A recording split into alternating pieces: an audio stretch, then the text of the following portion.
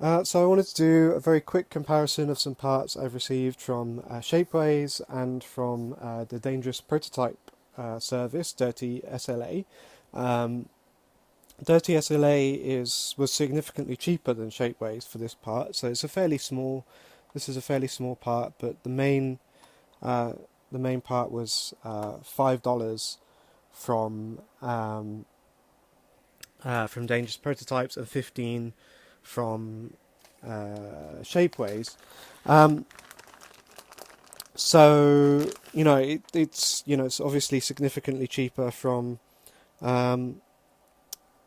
dangerous prototypes. So I was kind of interested in whether they might be something I'm not, I'd want to use more and go forward. And Ian's a cool guy and does a lot for the open hardware community, and it'd be nice to support them. I paid for the fast shipping with dangerous prototypes just because it was so cheap. But obviously, I think to make it properly cost effective, like with most of the PCV fabrication services out of China, it's best to use the slowest shipping, and then it really becomes much cheaper. But a third of the cost.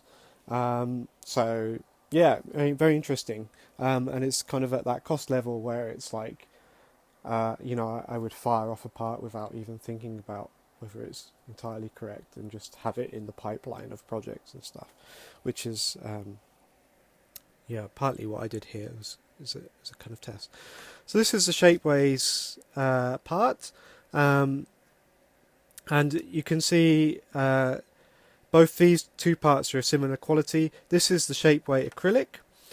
This was the white strong flexible, and I don't want to talk about this too much, but basically this part was not suitable for white strong flexible.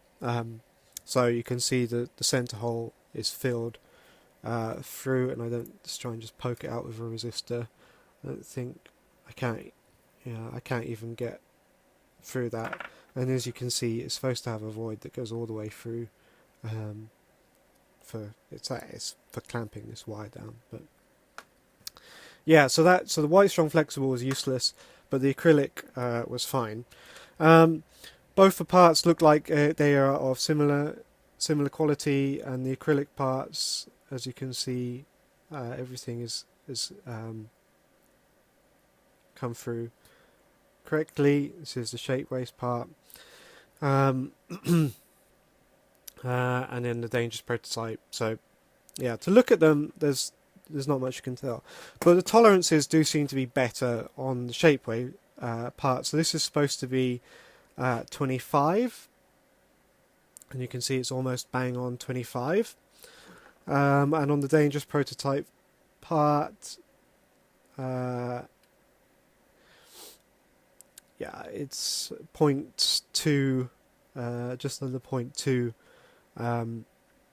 millimeters off, and the same. This is supposed to be 14.75, and it's almost bang on. That's actually really good. It's not quite, but it's point. That's like microns, not 10, 20 microns off. Whereas on the dangerous prototype, it's so that's supposed to be 0.75, so that's 0.15 millimeters off, which is fine for what I'm doing. And certainly, I would say for like initial prototypes, that's definitely fine.